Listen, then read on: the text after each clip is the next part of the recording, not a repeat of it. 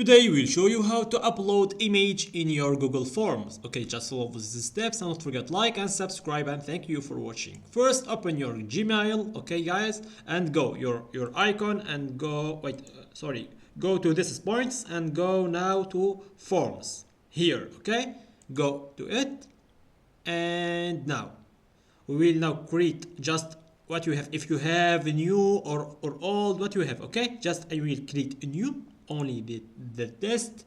Okay, now to upload here, it's add image, okay guys, like this. And 1 second, if you have picture in your Google Drive, okay, but now we need upload from our browser. Just click like this, and this is in our browser, okay, in our desktop. Just click and wait now.